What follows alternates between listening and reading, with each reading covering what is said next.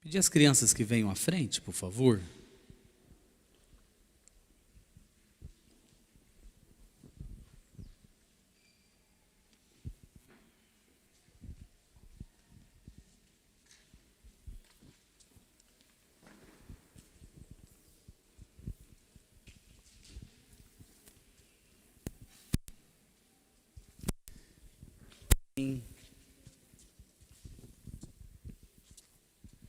Vou tentar ser Gamaliel.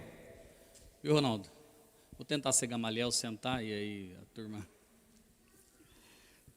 Crianças, deixa eu compartilhar um pouquinho daquilo que Deus tem me ensinado sobre o poder dele e a mágica dele. Quem já viu um show de mágica? Já viu um show de mágica? Dá-se 3 vezes? Você gosta de mágica, hein, rapaz? Como é teu nome? Como? Carlos. Eu também já vi um show de mágica e fiquei espantado. Fiquei assim, basbacado de ver um mágico fazendo uma assistente do palco dele sumir assim. Aí eu fiquei assim, ó, olhando e fui até lá procurar, para ver se não tinha um buraco embaixo. Oi? Eu vi esse show num show de circo. Fui num circo.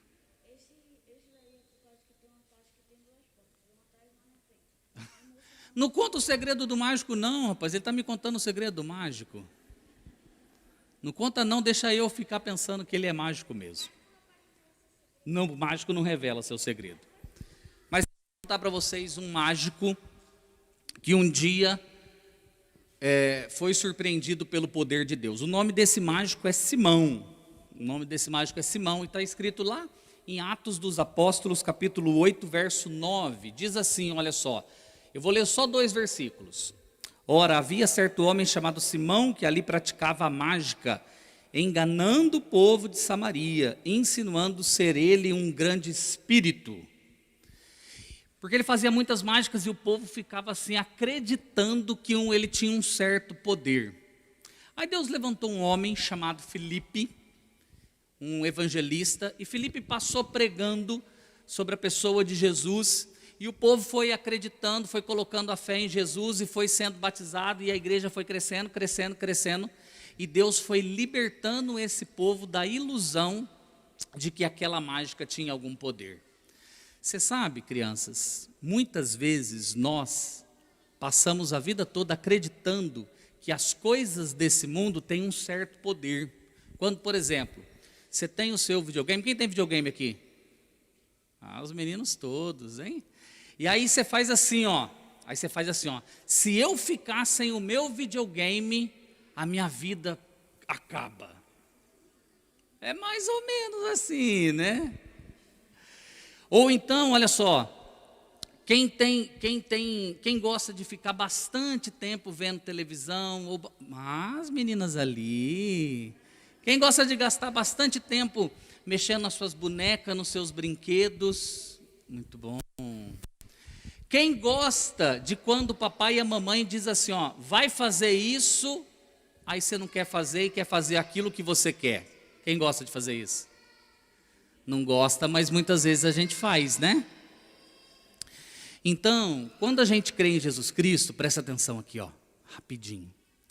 A gente ganha de Deus a verdadeira mágica para obedecer a palavra dele e não colocar o coração em nada desta vida, em nada desse mundo, só na palavra de Deus.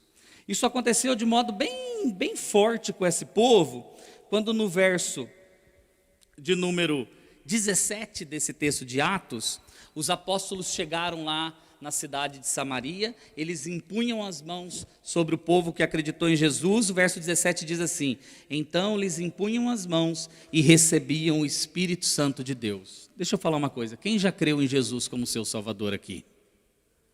Todo mundo? Rapaz, dá um jeito aí, levanta essa mão. Se não acreditou, Deus vai fazer a obra dele conforme o seu próprio querer.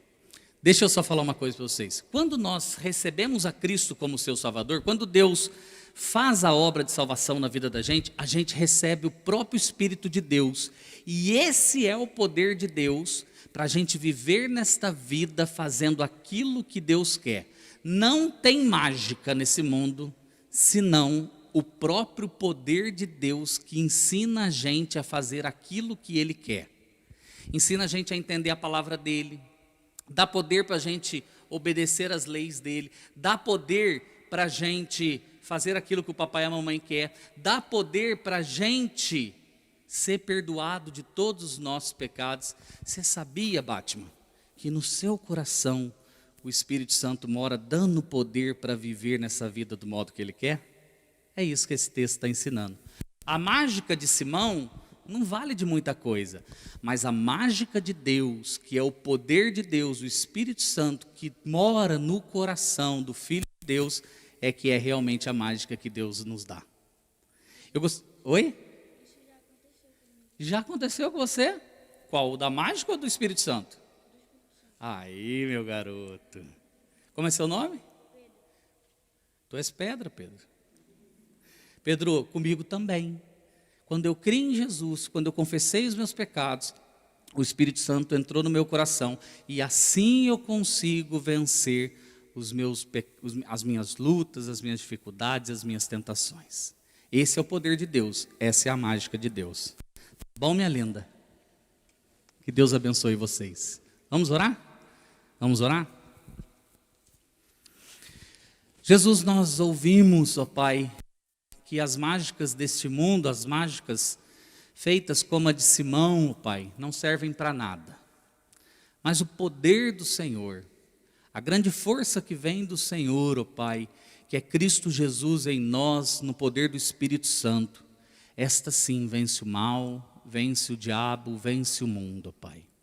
Eu peço por essas crianças, que elas vençam, ó Pai, as tentações diárias, que elas, ó Pai, aprendam a andar no Teu caminho e que elas sejam revestidas do poder do alto, ó Pai, para andar neste mundo. Ensine, ó Pai, através dos meios normativos, ó Pai, da palavra, do cuidado da família sobre elas, ó Pai, do ensino regular, que o Senhor, ó Pai, as faça andar na Tua lei, no Teu caminho. Obrigado. E que a graça do Senhor transborde sobre o coração delas, ó Pai, quando elas se sentirem, ó Pai, ou verem que são pecadoras, que o Senhor graciosamente, misericordiosamente as acolha. Obrigado pela vida de cada uma dessas crianças, no nome e no amor de Cristo Jesus. Amém.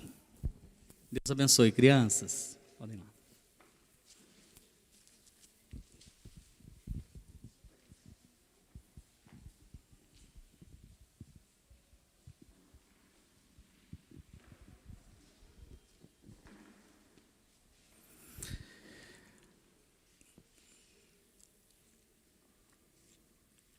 Graça e paz, irmãos.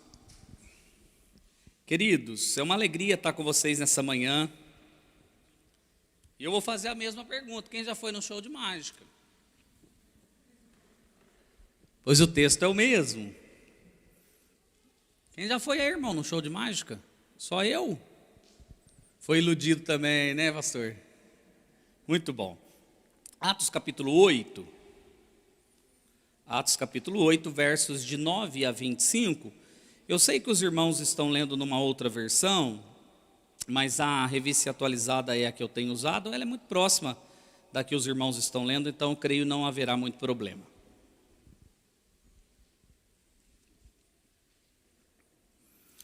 Atos capítulo 8, versos de 9 a 25. A história é a conhecida história de Simão o mágico. Diz assim o texto sagrado: Ora, havia certo homem chamado Simão, que ali praticava mágica, iludindo o povo de Samaria, insinuando ser ele grande vulto, ao qual todos davam ouvidos, do menor ao maior, dizendo: este homem é o poder de Deus, chamado grande poder. Aderiam a ele, porque havia muitos iludira com mágicas. Quando, porém, deram crédito a Filipe, que os evangelizava a respeito do reino de Deus e do nome de Jesus Cristo, iam sendo batizados, assim homens como mulheres. O próprio Simão abraçou a fé e, tendo sido batizado, acompanhava a Filipe de perto, observando extasiados sinais e grandes milagres praticados. Ouvindo os apóstolos que estavam em Jerusalém, que Samaria recebera a palavra de Deus, enviaram-lhe Pedro e João, os quais, descendo para lá, oraram por eles para que recebessem o Espírito Santo. Porquanto não havia ainda descido sobre nenhum deles, mas somente haviam sido batizados em o nome do Senhor Jesus. Então, lhes impunham as mãos e recebiam estes o Espírito Santo. Vendo, porém, Simão, que pelo fato de imporem os apóstolos as mãos,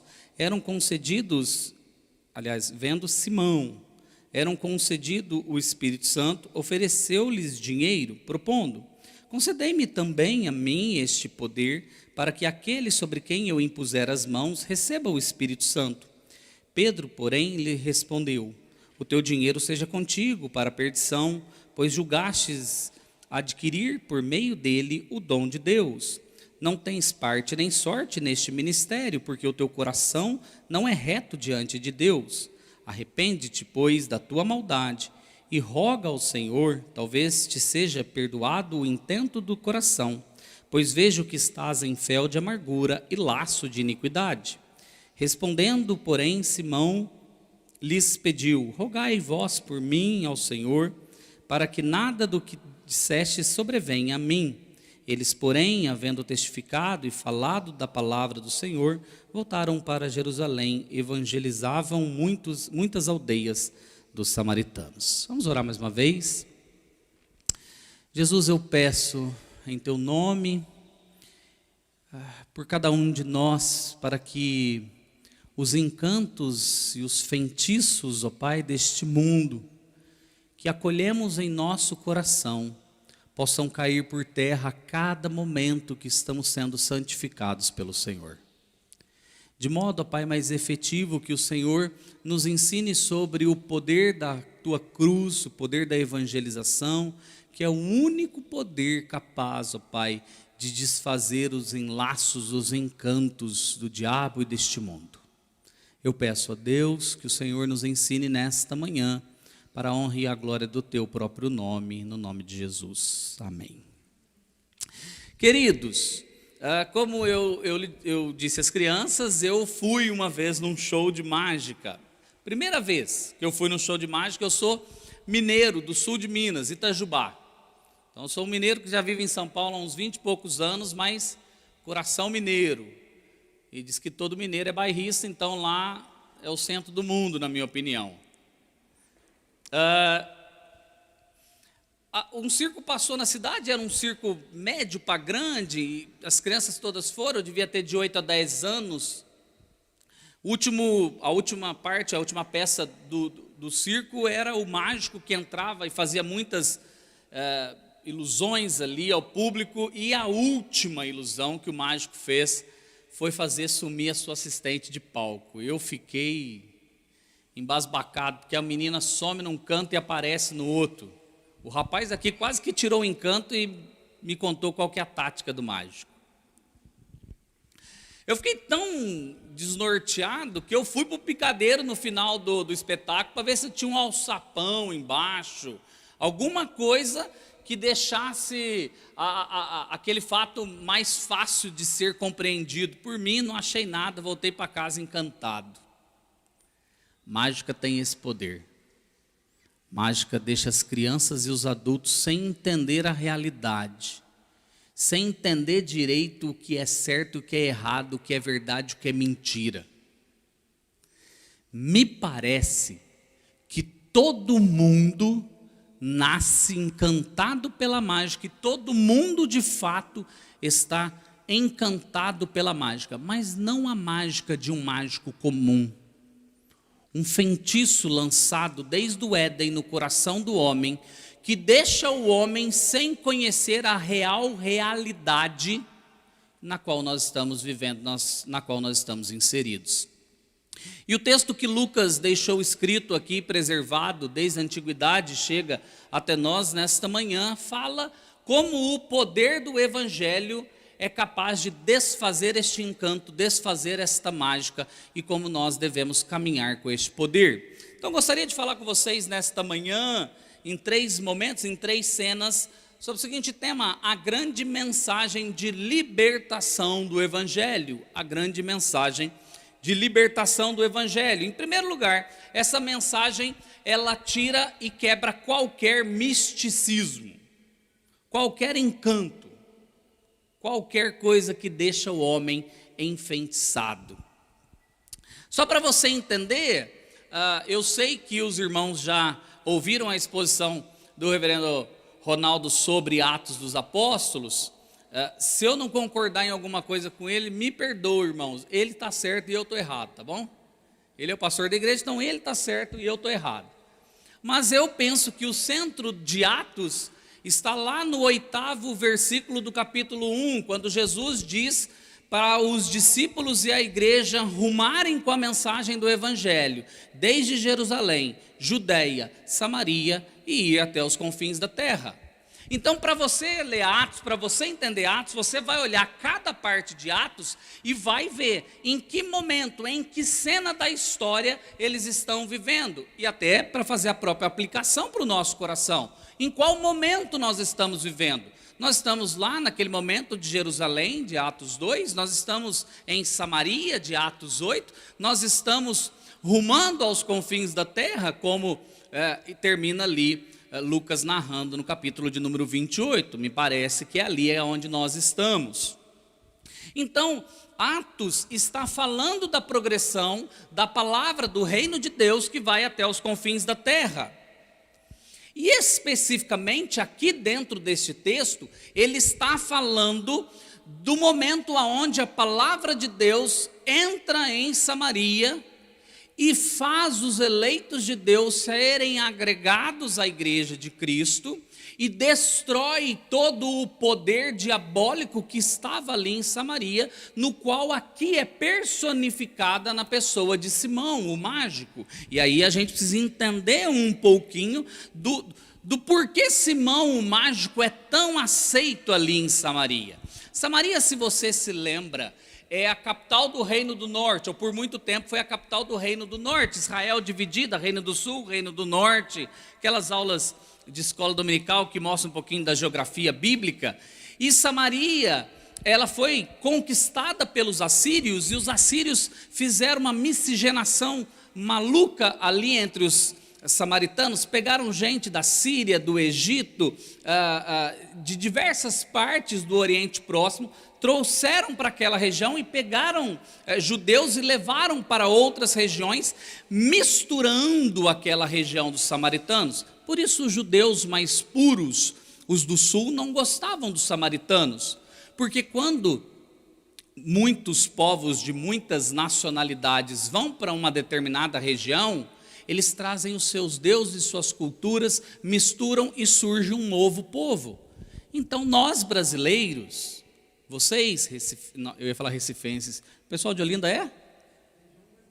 Região metropolitana de Olindense, que eu preguei em Boa Viagem na semana passada, eu falei os recifenses. Nós parecemos muito mais com os samaritanos, porque somos um povo misturado, somos um povo miscigenado. Se você entrar agora numa casa de artigos religiosos no Brasil, você vai ver um patuá, você vai ver um santo católico, você vai ver um artigo de uma cultura oriental que ali está também. Ou seja, é aceito tudo e qualquer coisa na cultura brasileira, tal como acontecia aqui entre os samaritanos. Por isso o Simão mágico é tão aceito, porque eles gostam do místico, eles gostam dos encantos. E o texto vai falando que ele era o grande vulto, ele ganha títulos poderosos. Observa o verso 10, ele é chamado do grande poder. Eles, aliás, acreditavam que Simão mágico era a própria expressão do poder de Deus. Então eles realmente tinham um fascínio, um encanto nesta mística toda que Simão produzia no coração deles. Era tão grande isso, irmãos, que o verso 12 diz que tanto homens e mulheres, desde o maior ao menor, eles se encantavam com Simão. Eles iam e acreditavam realmente que ele era um homem vindo de Deus, da parte de Deus, porque ele fazia alguns prodígios. Deixa eu só te fazer entender um pouquinho melhor. Quando Simão fazia suas mágicas, na descrição original do texto, narrado por Lucas, não é a ilusão de um mágico de circo que ele está fazendo. Nos dá um entendimento que ele usa de artifícios, de artimanhas da ilusão maligna, do poder diabólico para convencer os de Samaria. Então ele é realmente uma expressão do poder do diabo na cidade de Samaria. E quando o evangelho vai sendo pregado, as cadeias vão sendo rompidas, o mundo espiritual vai caindo e os homens vão aderindo ao evangelho. E isso Deus fez usando o grande evangelista Filipe, que ia pregando, e o texto vai dizendo, iam sendo batizados homens e mulheres e sendo aderidos à igreja de Cristo Jesus. Ou seja, o poder de Deus vai entrando em Samaria e Deus vai libertando os cativos que viviam presos por aquele misticismo, por aquela ideia de que aquilo é o poder real, aquilo é a realidade da qual eles deveriam se servir nesta vida. Interessante, irmãos, o verso 13, quando ele diz para a gente que Simão abraçou a fé. Se você não se atentar, e creia no que eu estou dizendo, você vai pensar assim, ele converteu, olha só, até Simão, ele foi convertido pelo poder do Espírito Santo. Você que já leu o texto junto comigo aqui no final, você obviamente já sabe que ele não aderiu à fé. Ele é mais uma enganação no meio do povo de Deus, é mais um joio no meio do trigo. Ele é em Samaria o que Ananias e Safira foi em Jerusalém. Ele é um falso profeta, ele é alguém que está usando da boa fé dos irmãos para dizer, na verdade, que estamos agregando, somos todos do mesmo povo, mas ele não vai dar sinal claro de conversão. Eu gostaria de deixar duas aplicações desde já para a igreja, eu acho que elas valem muito a pena neste momento. Joio sempre cresce no meio do trigo.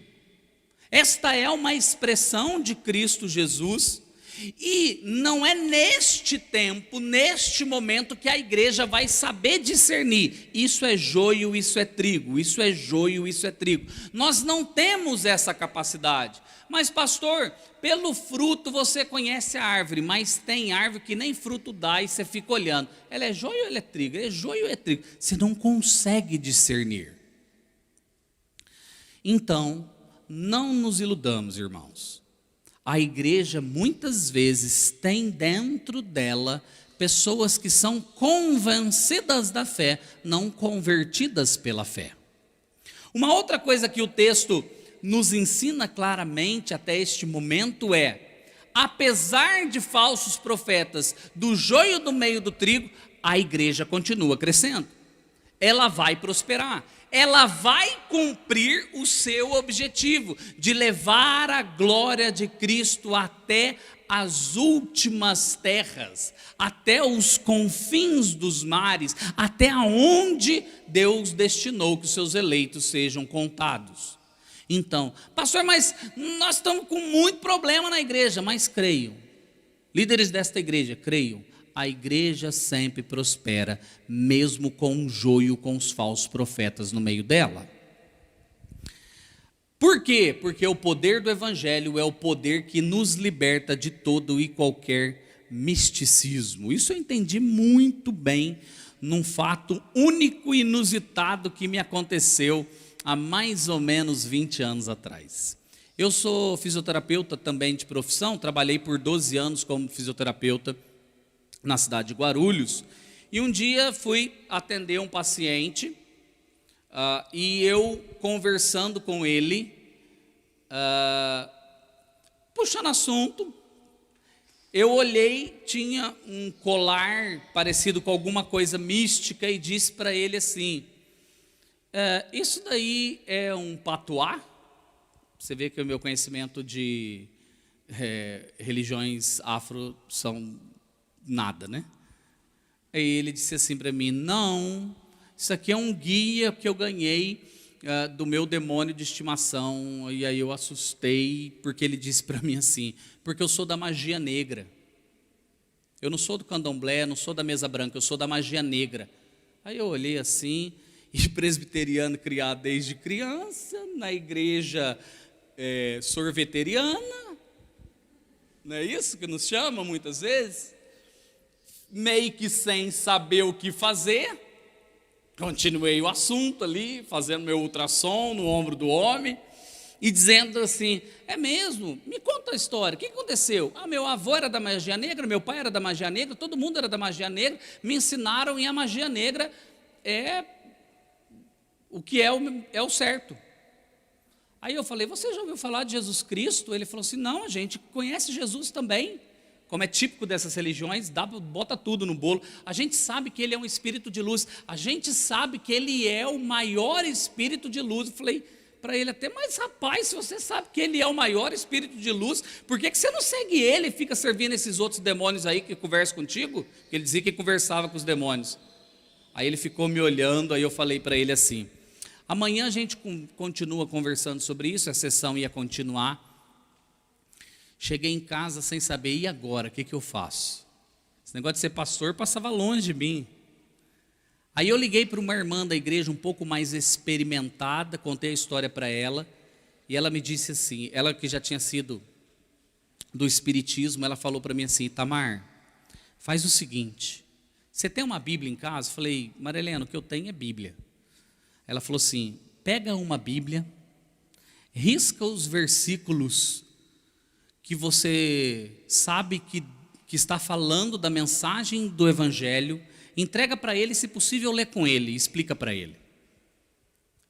Às vezes, irmãos, a gente quer um poder, a gente quer uma oração forte, a gente quer alguma coisa que vença o mal que está contra a gente, mas o que nós devemos entender é que a palavra de Deus, a pregação do Evangelho, o Cristo morto, ressurreto, que ascendeu aos céus e reina soberanamente, é o poder de Deus para vencermos todo e qualquer misticismo no qual nós estamos inseridos. O texto continua, e falando dessa mensagem libertadora, em segundo lugar, ela é quem produz, ou ela só pode ser produzida pelo Espírito Santo de Deus, e é o que acontece na sequência.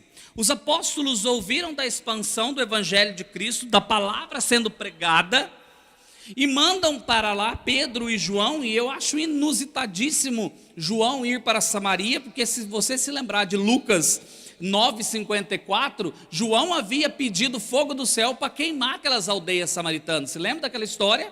Mas agora João é quem vai lá testemunhar, olhar com Pedro o avanço do Evangelho, a chegada da libertação, e agora sim, João vai pedir algo do céu junto com Pedro, e Deus vai derramar algo do céu junto com Pedro, e Deus vai dar o real poder, que é o Espírito Santo. E você chega aqui nos versos seguintes, os quais desceram para lá, oraram por eles, e eles receberam o Espírito Santo de Deus. E para tirar qualquer confusão com teologias que não são as nossas, o nosso entendimento acerca da pessoa do Espírito Santo, eu já quero dizer de modo bem claro e efetivo, não é que o Espírito Santo desceu muitas vezes, é que se nós seguirmos lá Atos 1:8, o Espírito Santo vem sobre aqueles, marcando o poder deles exatamente como Cristo disse que seria. Em Atos 2, vindo sobre os judeus, em Atos 8 sobre os samaritanos, em Atos 10 sobre os prosélitos e em Atos 19 sobre os gentios. Não tem muitas descidas. O que acontece é que o Espírito Santo engloba, traz todas as nações para dentro da igreja, marcando judeus, samaritanos, prosélitos e gentios. Todo mundo é incluído dentro da igreja. Irmãos, duas coisas eu gostaria também de deixar para você pensar. O poder que convence alguém do pecado, da justiça e do juízo é o poder do Espírito Santo. Sabe o que acontece? Às vezes a gente racionaliza o que não é racionalizado. A gente quer explicar, a gente quer detalhar, a gente quer fazer, e você quer achar um argumento lógico para explicar algo que é espiritual. Cristo morreu, ressuscitou, é o substituto de quem deveria estar lá, que sou eu e você, e aquele que por fé confessar os seus pecados e crer nele, será salvo. E isso quem faz é o Espírito Santo.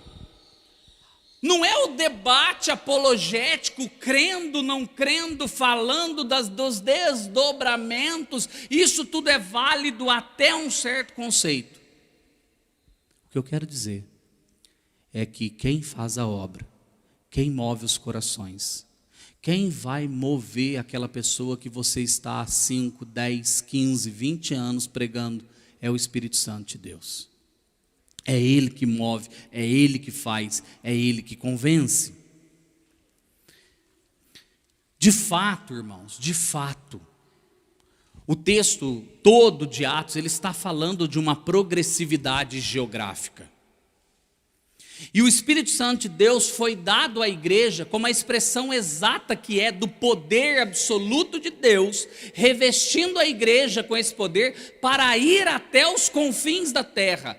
E uma igreja cheia do Espírito Santo de Deus entendeu o seu papel dentro da onde ela está plantada e lançando os seus olhares até os confins da terra. Quem me diz se aquela igreja é espiritual ou menos espiritual é o quanto de Cristo ela anuncia nos seus arredores e qual é o seu investimento em todas as áreas, apoiando a palavra de Deus, indo até os confins da terra.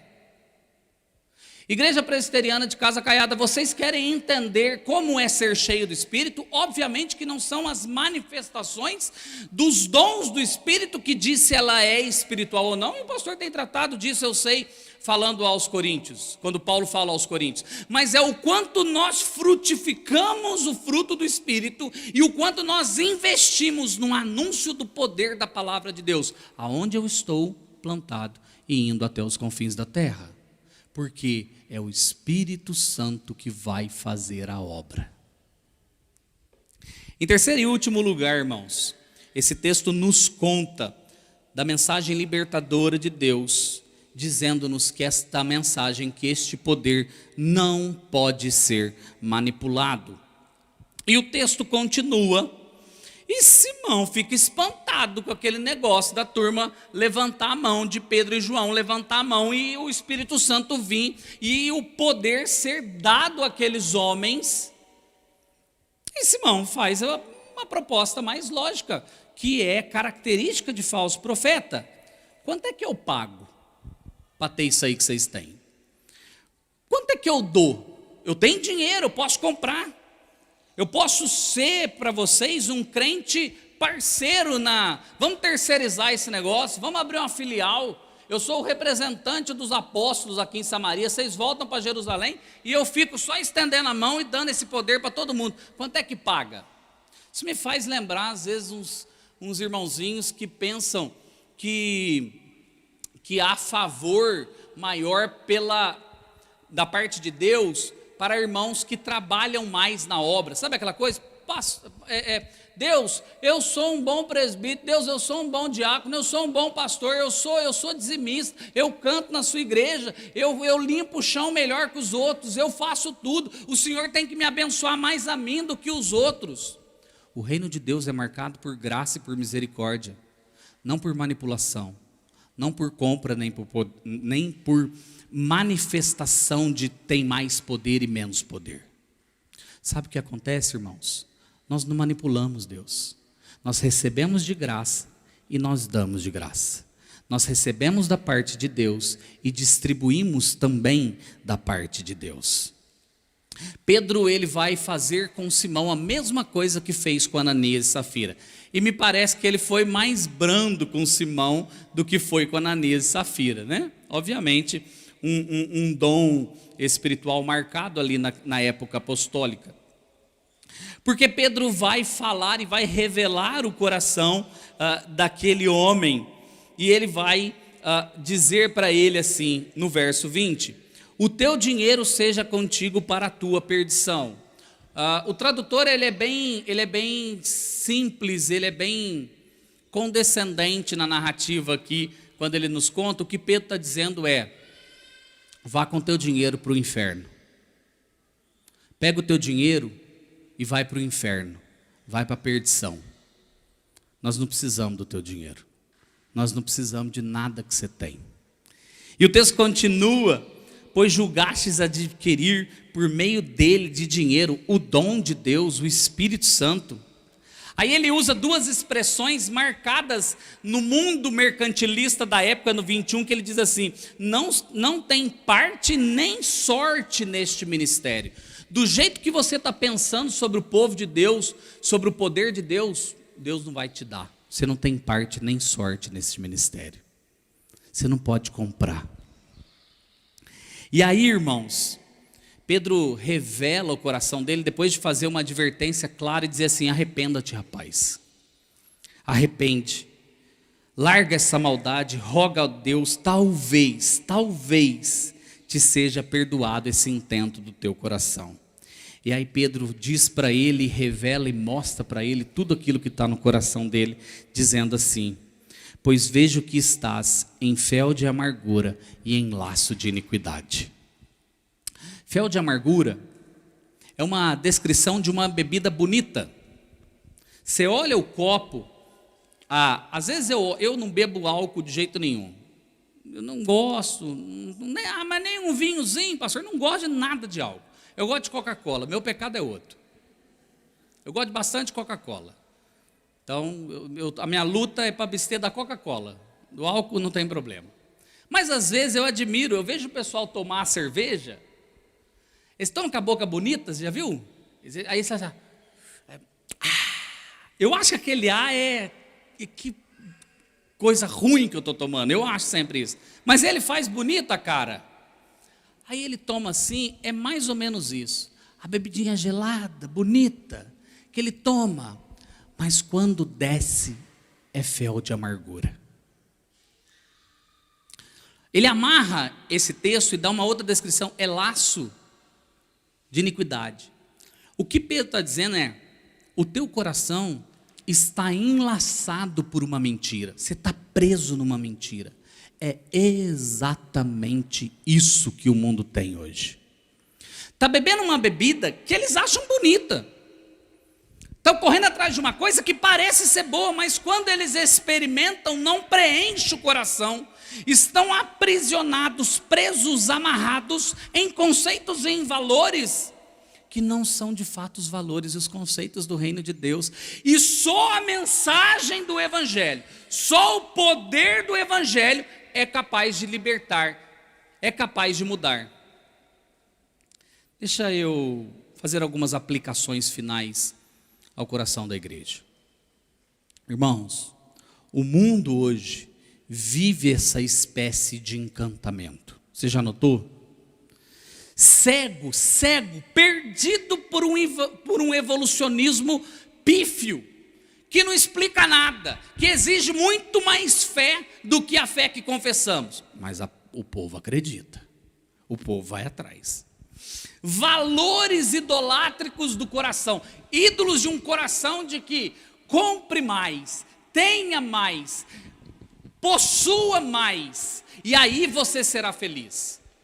Uma coisa do estude, faça a graduação, a pós-graduação, o doutorado, pós-doutorado, estuda para ser querubim, vai mesmo, faz tudo. E aí você vai ser feliz, e aí você vai... Tenha influência, conheça as pessoas, seja aceito. Tenha o corpo perfeito, meninas, coma melão e água 2 semanas que você emagrece. É lógico, e depois você vai no hospital. E vai chegar lá e vai falar que você tem Covid. Sabe, meu irmão? São ilusões que o mundo te dá e você está crente que aquilo é correto. Você está colocando o seu, eu preciso trabalhar muito, eu preciso queimar a pestana e o físico na escola, no trabalho, para botar o meu filho na melhor escola, para pagar o maior preço, para botar no karatê, para botar no judô, para botar no balé, para botar na natação, para botar no inglês. E se eles não podem fazer presencial, bota eles 24 horas por dia na frente de um tablet, de um computador. Porque assim eles serão felizes. Ilusões que o mundo nos deram. Encantamentos, e a gente acha que os do candomblé que estão encantados, a gente acha que os da mesa branca que estão encantados, a gente acha que o católico romano é que está encantado, onde os encantamentos e valores dos ídolos modernos estão presentes, e só a mensagem da cruz do reino de Deus é capaz de nos libertar. Talvez nessa manhã você se deu conta que você vive encantado e achando. Sabe como que você acha? Deixa eu te dar um feedback, assim, um jeito de pensar.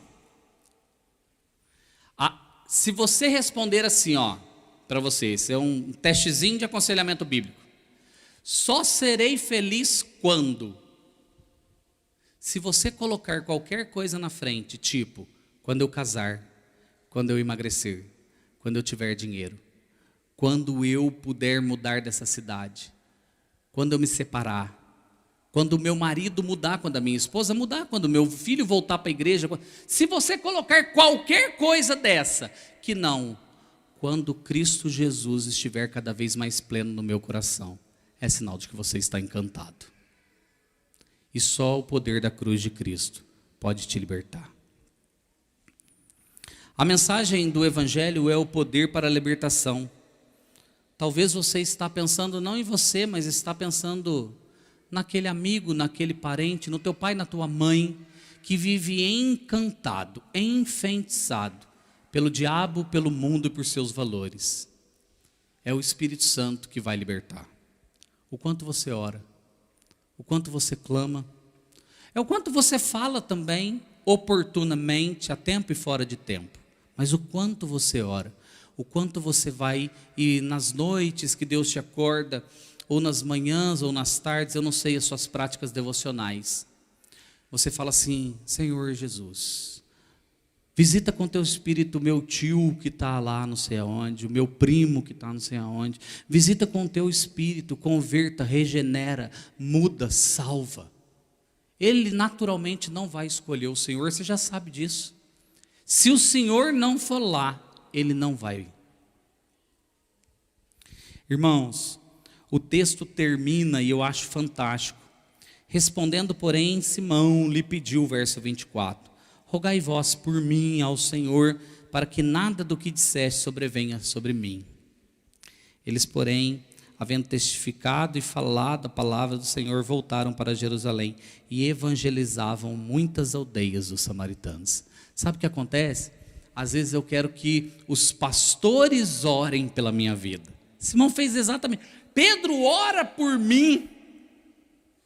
Meu irmão, o pastor pode orar por você, o presbítero pode orar por você, o diácono, o irmão pode orar. O quanto você entendeu e você vai buscar a transformação do reino de Deus. Eu entendi que muitas pessoas deste mundo estão presas em laços de iniquidade, em fel de amargura. E Deus direcionou, comissionou, chamou a mim e a minha família para levar as boas novas do reino dele para longe. Deixa eu te contar uma última história. Eu entendi isso pela primeira vez, na primeira viagem missionária que eu fiz em 2015, aliás, em 2017 para o Nepal.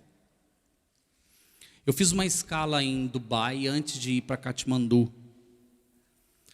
E fui num terminal, o segundo terminal, né? O primeiro é aquele luxuoso, o segundo é do pessoal da minha classe. Aí botaram a gente, porque ia para um lugarzinho pequeno, Katmandu, a capital do Nepal. E o voo atrasou, seria 12:30 e saiu 3:30. lotado, o ar-condicionado quebrado, os indianos tudo no chão deitado. Eu olhei aquilo e falei assim, olha, o pessoal precisa ver a realidade de Dubai. Aí eu não tinha o que fazer, um presbítero que estava comigo gostava de tirar foto, ficou louco tirando foto. Eu falei, para de tirar foto, falei, esses aviões não tem no Brasil. Eu falei, rapaz, avião só troca o logo, o resto é tudo igual. Tinha um outro presbítero que estava comigo, estava com a bolsinha dele abraçado, dormindo assim. Aí eu fui andar, portão por portão, olhar os embarques. Parei num portão, indo para Teherã. Sentei, fiquei olhando assim, aquela turma embarcar, vivendo a vida deles. Aí de repente eu olhei uma família, igualzinha a minha família. Um pai muçulmano, pela indumentária deduzi, a mãe com aquela burca, e os filhos pequenos, 2 garotos mexendo no celular, e uma menininha, meio que de colo, meio que andando. A mãe pegava, o pai pegava, mexendo num celularzinho, num tablet, alguma coisa assim. Aí o Espírito Santo de Deus me trouxe ao coração o que Paulo falou aos romanos: como ouvirão, se não há quem pregue? Nós temos uma ótima teologia, um ótimo entendimento da palavra de Deus. E aquilo confrontou meu coração, porque era exatamente a expressão paralela à minha família. Eu falei assim, a graça de Deus me alcançou, e eu sei que Ele tem um povo, porque a palavra diz que de todas as raças, povos, tribos, línguas e nações, Deus tem um povo. E eu vou falar da palavra dEle. E Deus vai graciosamente tirar o encantamento de quem vive aprisionado. É isso que Deus quer que façamos. Que Deus possa abençoar o seu coração. Que você possa entender os seus próprios encantos. E pela palavra de Deus, anunciar o poder de Deus, para que Ele também chame os seus eleitos. Que Deus os abençoe, queridos. Vamos orar? Vamos orar mais uma vez? Santo eterno Deus, eu louvo ao Senhor por esta manhã. E peço, ó Pai, que o Senhor tenha misericórdia de nós, presos muitas vezes no encantamento de um mundo passageiro, temporal. Nos ensine a olhar para a eternidade, nos ensine a olhar para a cruz de Cristo, nos ensine, ó Pai, a buscar sempre o Teu reino e a Tua justiça.